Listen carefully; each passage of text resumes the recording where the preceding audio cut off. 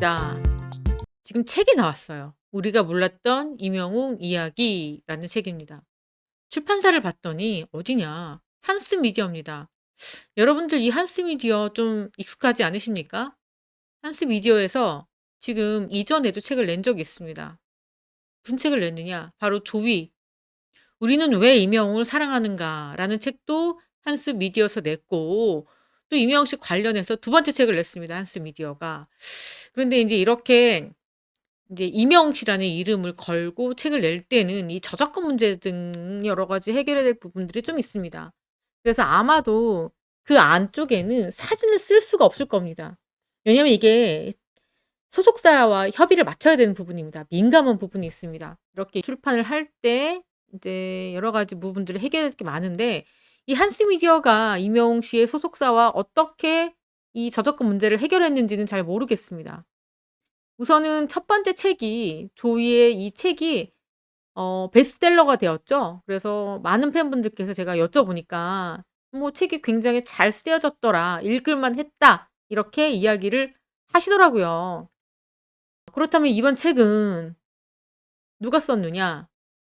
자, 우리가 몰랐던 임영웅 이야기는 국내 최초로 임영웅 현상을 평론 기사로 다뤘던 음악 평론가 겸 언론인 조성진 씨의 단행본이라고 합니다. 임영웅 씨의 음악 세계를 심층적으로 취재해온 저자가 이번에는 한층 진화된 형태의 인터뷰와 분석으로 무려 344쪽 방대한 분량의 임영웅 탐구서를 완성했다고 합니다.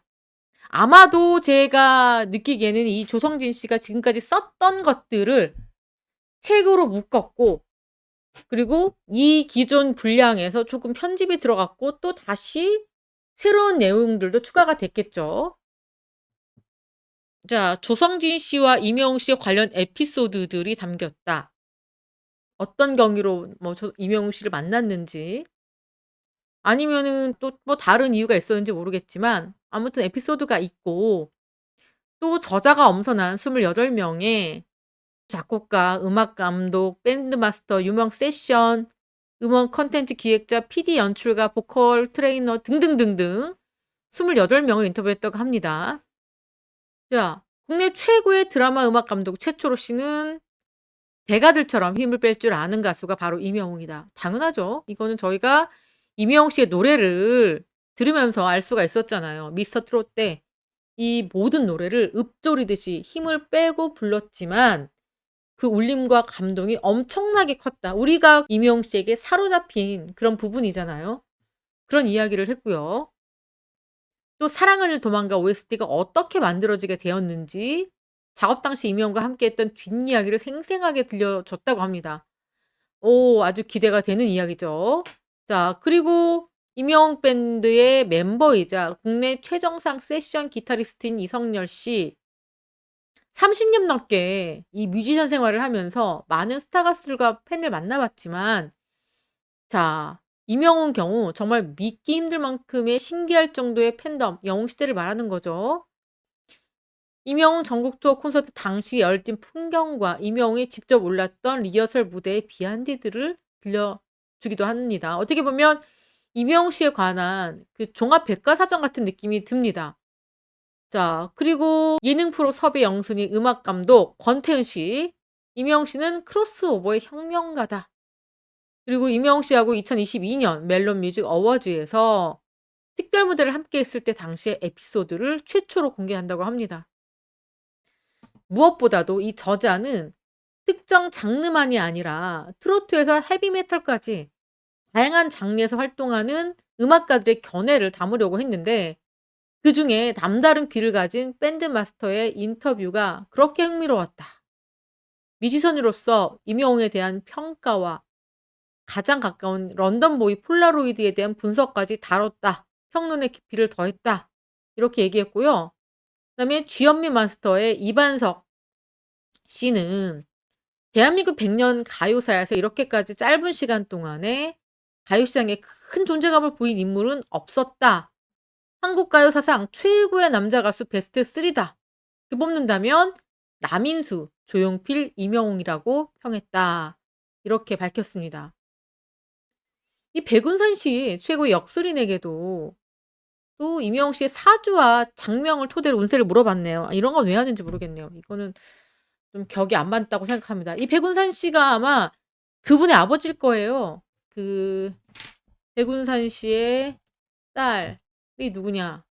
강문영 씨네요. 맞아요. 이 강문영 씨가 백운산 씨의 딸입니다. 네, 여기 보이시죠? 강문영 씨? 강문영 씨가 이 백운산 씨의 딸인데 굉장히 유명한 역술이십니다.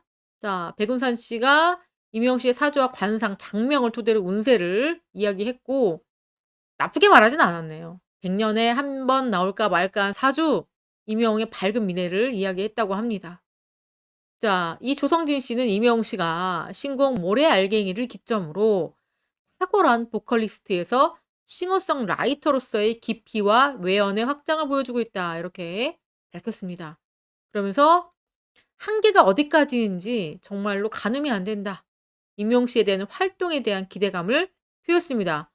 우선 저작권 문제는 잘 모르겠지만 내용만 봤을 때는 굉장히 충실하게 만들어졌습니다. 우리 팬 여러분들이 정말로 예매를 해서 읽고 싶을 만큼 아주 다양한 이야기들이 다뤄졌는데요. 자, 저는 잘 모르겠습니다. 하여튼 뭐 읽고 싶으신 분들은 사서 읽으시고 또 소속사에서나 어떻게 입장이 나올지는 모르겠습니다. 아무튼 이렇게 이 책이 나왔고 베스트셀러 순위에 오르고 있다. 이렇게 말씀을 드렸고요.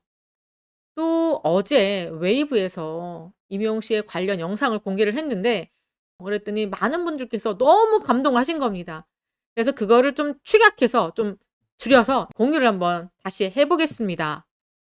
임영웅의 성장 과정 몰아보기 트로트 히어로의 탄생이라고 썼습니다. 여전히 트로트라는 타이틀을 붙여서 좀 아쉽긴 하지만 우선 어떤 이야기를 하는지 한번 보겠습니다. 자, 여러분들 이 순간 기억나세요? 임영웅 씨가 어떤 사람들은 촌스럽게 그지없다. 아니 왜 백인에게 이렇게 빨간색 양복을 입혔느냐. 너무 불편하다라는 분이 있었지만 자, 지나고 보니까 이것도 추억이 됩니다. 임영웅 씨가 이렇게 빨간색 양복에 검은색 셔츠를 딱 입고 머리는 이렇게 딱 옆에 붙여서 세워서 당당히 걸어 나옵니다. 그때 제가 서혜진 PD한테 직접 물어본 적이 있어요.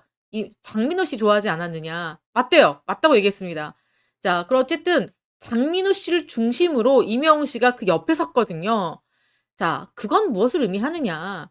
이미 미스터트롯 제작진들도 임영웅 씨가 이 우승권에 있는 가수라는 걸 알았던 것 같습니다. 그래서 백인들 쫙 줄 서 있을 때 장민호 씨 바로 옆에 임영웅 씨였습니다. 그만큼 처음부터 주목을 받고 시작을 한 겁니다. 임영웅 씨도. 그리고 이찬원 씨도 그랬잖아요. 이분이 가장 잘할 것 같다. 임영웅 씨를 지목하면서 잘할 것 같다. 이렇게 말을 한 적이 있었죠. 자, 이미 여기 나온 출전자들도 실력자들을 이미 알고 있었던 겁니다. 자, 임영웅 씨가 이렇게 당당하게 등장하죠. 그다음에 장민호 씨입니다. 그리고 자, 여기 보시면 뭐라고 써 있죠? 귀호강, 예약, 실력자 포진한 현역부 이렇게 되어 있죠. 여기 보시면 임영웅 씨죠. 임영웅 씨고 영탁 씨, 여기 장민호 씨입니다. 그러니까 여기가 중심이에요, 중심. 그쵸?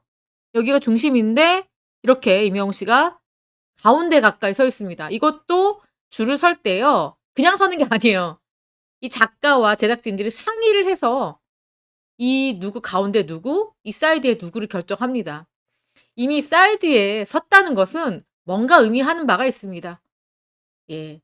어떤 특별한 기적이 일어나지 않는 한 이미 검증된 실력으로 봤을 때는 잘하는 관심도 있는 사람들을 가운데 세우는데 이미 장민호, 임영웅 그리고 여기 영탁 이렇게 서 있습니다. 우승권에 있는 사람들이 가운데 포진해 있죠.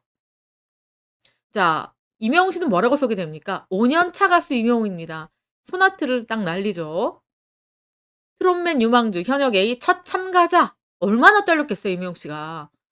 하얀색 위아래 수트를 맞춰 입고 임영웅 씨가 아주 떨리는 듯하게 들어옵니다.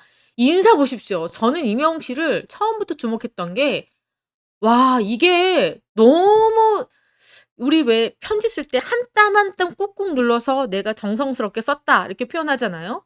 한 땀 한 땀 정성 들여서 제가 만들었습니다. 뭔가를 만들었을 때도 이 한 땀 한 땀 표현을 쓰는데 이 인사에도 이런 표현을 갖다 써야 될 만큼 정말 진심을 꾹 담은 인사라고나 할까요? 자신의 노래를 들어주는 이 앞에 있는 마스터들 그리고 시청자들을 향한 진심 어린 인사. "안녕하세요. 저는 임영웅이란 가수입니다."라고 너무 예의 있게 인사를 합니다. 이 여기 그 허리가 90도 꺾이는데 쉽게 올라오지도 않습니다, 여러분. 이때부터 저는 '와 누구지? 어쩜 저렇게 예의가 바를까? 저거 누가 시킨 건가?' 이런 생각이 들 정도로 임영웅 씨는 인사부터 저한테 점수 30점 이상 먹고 들어갔습니다. 여러분한테는 어땠습니까? 이 인사부터 뭔가 다르지 않았습니까? 히어로의 탄생을 알리는 그런 인사였습니다. 자, 뭐라고 얘기하죠? "한 여자를 지키는 영웅이 이제 여러분을 지키러 왔습니다." 이 얘기하는데 저는 이런 생각했어요. '한 여자를 지키는 영웅이 우리를 지키러 왔다고? 아 여자 친구가 있나? 누가 있지? 굳이 왜 이런 얘기를 하지?'라고 했는데 이렇게 궁금한 게 저뿐만은 아니었던 것 같습니다. 자, 장영란 씨가 물어요.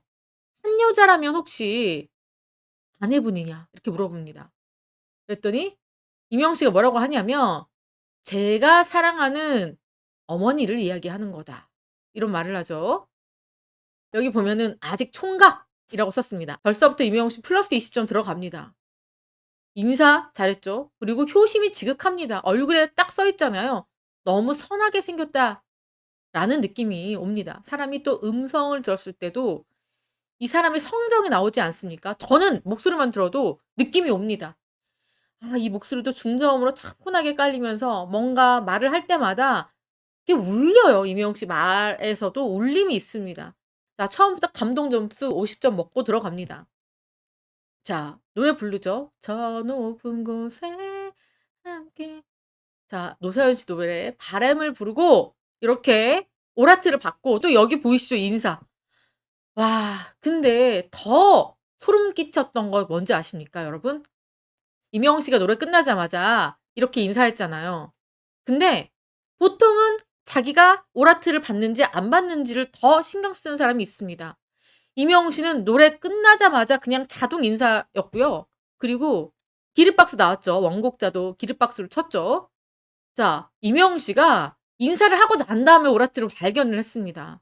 그러니까 '내 점수가 어찌했든 나는 우선 인사를 하겠다.'라는 마음이 들어가는 겁니다. 전 대단하지 않습니까? 그리고 오라트를 발견하고 뒤늦게 오라트 발견. 또다시 또 인사를 합니다. 그리고 눈물이 울컥 쏟아집니다. 눈물을 참을 수가 없어요, 이명웅 씨는. 자, 작곡가 조영수 씨가 뭐라고 얘기하죠? 이거 노래 어떻게 보면요. 아무나 소화 못 합니다. 이게 첫 번째 라운드잖아요. 첫 번째 라운드는 필살기입니다. 내가 무기를 꺼내서 보여줄 수 있는 가장 큰 카드를 꺼냅니다. 왜냐면 1 라운드에서부터 떨어지면은 그다음 라운드는 없으니깐요. 근데 이렇게 담백한 노래 노사연 씨의 바람을 듣고 나왔다는 거는 임영웅 씨가 어떻게 보면 '아 이게 필살기가 아닐 수 있는데. 다른 포텐 터지는 노래를 부를 수 있는데 그냥 이렇게 담백한 노래로 감동을 준 겁니다.' 이 다음 카드가 얼마나 많았겠어요 임영웅 씨가. 근데 이 점을 작곡가 조용수 씨는 알고 있었던 겁니다. 임영웅 씨가 이렇게 담백한 노래를 불렀는데 울림을 줬다. 감동을 줬다. 큰 인상을 받았다라고 극찬을 하고 있습니다. 임영웅 씨가 이렇게 눈물이 쏟아졌습니다. 참을 수가 없는 거죠.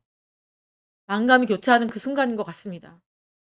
이 오랜 무명 시절을 겪었고 그리고 현재도 힘든 길을 걸어가고 있는데 어쨌든 미스 트롯이 대성공을 거둔 다음에 미스터 트롯이 후속으로 나왔습니다. 근데 어쨌든 이 무대에서 오라트를 받았다는 거. 임영웅 씨에게는 많은 대중들에게 나의 노래를 알릴 수 있었던 나라는 존재를 알릴 수 있었던 그 첫 번째 무대였기 때문입니다.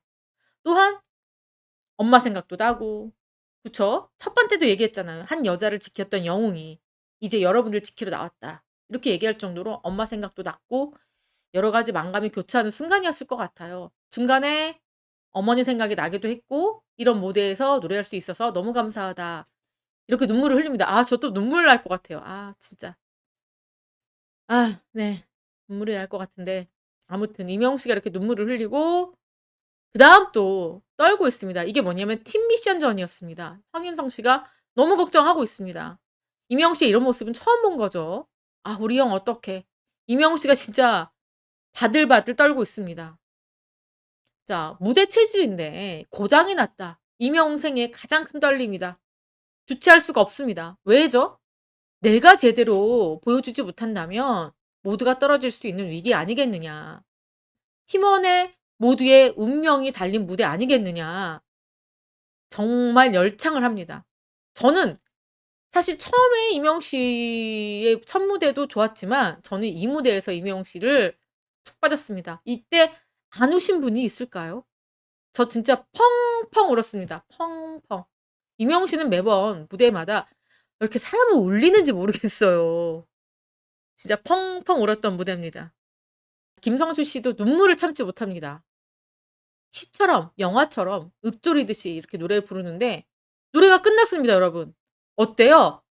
관객들이 이 이명웅 씨의 무대에서 아직 헤어나오지 못하고 있습니다. 그 감동에서 빠져나오지 못하고 모두들 노래가 끝났는데도 멍.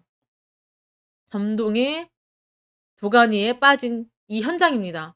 그리고 한참 시간이 흐르고 나서야 이제 박수 소리가 나오고 눈물을 흘립니다. 자, 그리고 이 무대에 여러분 이명웅 씨가 뒷모습을 보이고 있습니다. 이게 원래부터 이명웅 씨의 컨셉이었을까요? 아니었을까요? 퀴즈 문제. 아니었습니다. 이게 이명웅 씨가 컨셉으로 한 게 아니라 왜 뒷모습을 보이고 있었을까요, 여러분?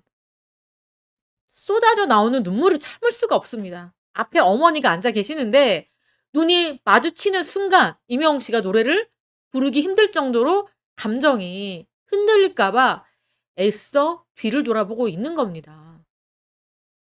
자, 배신자를 불렀죠. 김성주 씨가 설명합니다. 돌아가신 아버지가 장난스럽게 어머니에게 불러주셨던 노래다. 이명웅 씨는 단 한 번도 태어나서 단 한 번도 이 노래를 부른 적이 없다. 너무 눈물이 쏟아지고 왈칵 쏟아질까 봐 참아왔다. 하지만 난생 처음 이 무대에서 아버지의 애창곡을 불러보겠다. 이명웅 씨가 굉장히 잘 부르는 노래가 많았음에도 배신자를 불러서 저는 왜 배신자지? 좀 아쉬운 마음이 들었는데 설명을 듣고 나서 이게 이명웅 씨가 어머니에게 불러주는 선물 같은 노래구나라는 점을 알 수가 있었습니다. 역시 너무 효자 아들이죠. 설명을 하고 있는데 이명웅 씨가 눈물이 날 것 같으니까 무대 앞에 엄마를 보지 못하고 이렇게 옆에 세트로 놓인 조화 같은 것을 만지고 있습니다. 이 조화를 만지고 있어요. 애꿎게 손으로 계속 쓰다듬고 있고 노래를 시작했는데 와 진짜 영혼을 담아 노래 부른다고 해야 될까요? 이 울림이 이 전체 무대를 가득 채웁니다. 이 아들이 부르는 노래에 정말 어머님도 감동을 했을 것 같으면서도 이 아들이 이 무대에서 노래를 부르는 모습이 좀 어떻게 보면 엄마가 가서 안아주고 싶을 만큼 애처로워 보일 수도 있습니다. '우리 아들이 저기서 무대에서 떨면서 노래를 부르고 있구나. 제발 끝까지 잘 불러주기를 바라는 마음도 어머니의 표정과 손짓에서 담겨 있습니다. 자, 그리고 노사연 씨 얘기하죠. 노래 끝나고 이명웅 씨가 계속 운다. 자, 벌써부터 눈이 여러분 보이시죠? 부었어요, 이명웅 씨가. 자, 참으려고 해도 참을 수가 없는 겁니다. 어머니가 보다 너무 안타까운지 울지 마라고 손짓을 합니다.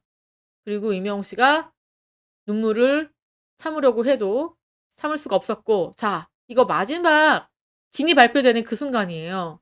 이거 한 번 왜 투표 집계가 안 돼가지고 한 며칠 더 미뤄졌죠? 그때 TV조선이 난리가 났었습니다. 난리가. 이거 어떻게 하면 좋냐.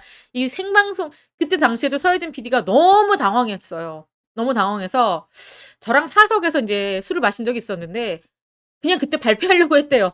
너무 당황해서. 근데 이제 제작진들이 절대 안 된다. 뜯어 말리고 제대로 집계해서 우리 제대로 발표하자. 욕을 먹더라도 발표를 미루자라고 결정을 해서 이제 한 집계를 다시 한 거죠. 다시 해가지고 이 발표만을 따로 했습니다. 이게 지금까지 없었던, 오디션에서 없었던 일인데 너무 많은 투표가 쏟아진 겁니다. 문자 투표가 너무 쏟아져서 집계가 안 됐습니다. 상상할 수 없는 일이 벌어진 거죠. 자, 그때 이명웅 씨가 이 영탁씨를 누르고 자, 우승을 하죠. 우승을 거머쥡니다. 눈을 질끈 감고 있습니다. 와. 이때 함께 소리 질렀던 많은 팬분들의 함성이 저한테도 들려지는 것 같습니다. 정말로 난리가 났습니다. 폭죽이 터지고 이명웅 씨가 마스터 총점, 대국민 응원 투표, 실시간 응원 투표. 자, 여기 보시면 볼까요? 실시간 응원 투표에서 이명웅 씨가 받은 점수가 130만, 137만 표가 넘었습니다. 137만 실시간 국민 투표가 이렇게 넘었고 대국민 응원 투표 그리고 마스터 총점 3,890점으로 1위를 거머쥐었습니다. 뭐 압도적이었던 그런 점수였습니다.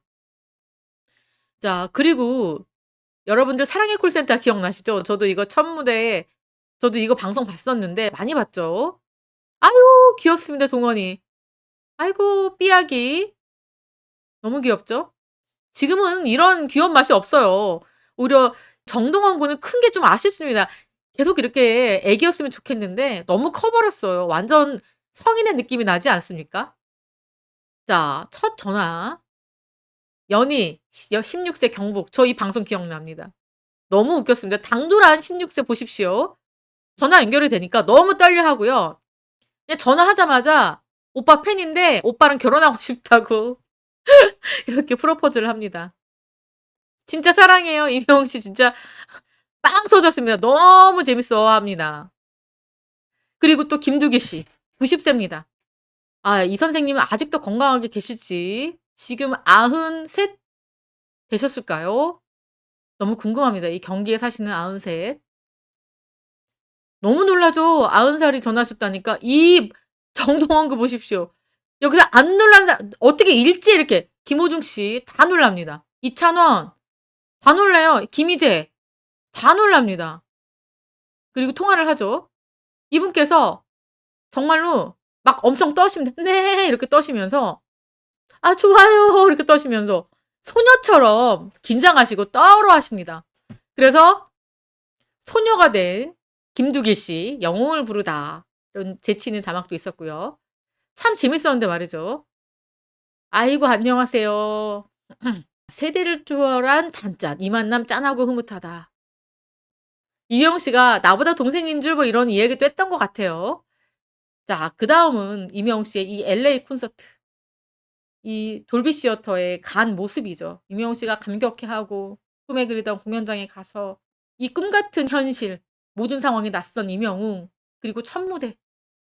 설레임과 긴장이 뒤섞인 채 백스테이지로 향하는데 자, 많은 팬분들은 이명웅 씨를 기다리고 있고 이명웅 씨는 짜자잔 모습을 등장이 했죠. 로스앤젤레스 소리 질러 얘기를 하고 많은 팬분들이 소리를 지르고 마이크 부블레의 All of Me를 부릅니다. 너무 잘 부르죠. 정말 너무너무 감미로운 목소리에 나도 모르게 빠져드는 그 시간입니다. 마법 같은 시간. 그리고 아버지 노래를 또 불러줍니다. 또 이 노래를 부를 때는 또 아주 경청하고 눈물을 쏟으신 분들 많았고 이명웅 씨가 너무너무 행복했고 진짜 뜻깊음이 있었다. 한국에서 했을 때와 다른 더 깊은 뜻이 있었다. 뭔가 상상 속에만 있었던 해외 LA 콘서트였는데 이게 현실로 왔다는 게 믿기지 않았는데 해내고 나니까 한 계단 또 올라간 것 같은 느낌이 들었다. 이렇게 이야기하죠. 아무튼 이 영상 지금도 봤지만 앞으로도 저는 100번 볼 의향이 있습니다. 자, 다음 이야기인데요. 시장의 핵심 키워드가 바로 팬슈머입니다. 뭐냐면 이 물건을 판매하는 거대한 기업들도 이 팬심을 의식할 수밖에 없습니다. 이 팬들이 어떤 분야에서는 쥐락펴락하고 있다는 거죠. 상품이나 브랜드의 생산 과정에 참여하는 소비자를 바로 팬슈머라고 합니다. 본인들이 좋아하는 상품이나 브랜드를 적극적으로 소비한다. 그리고 기업과는 능동적으로 소통을 중요시 여긴다. 자, 누구누구에게 얘기하는 걸까요? 이게 아무나 할 수 있는 게 아니죠, 팬슈머가. 이 거대한 팬클럽이 있는 그런 가수나 그런 아티스트에만 해당되는 이야기겠죠. 자, 대표적으로 누가 있을까요? 이 시대에.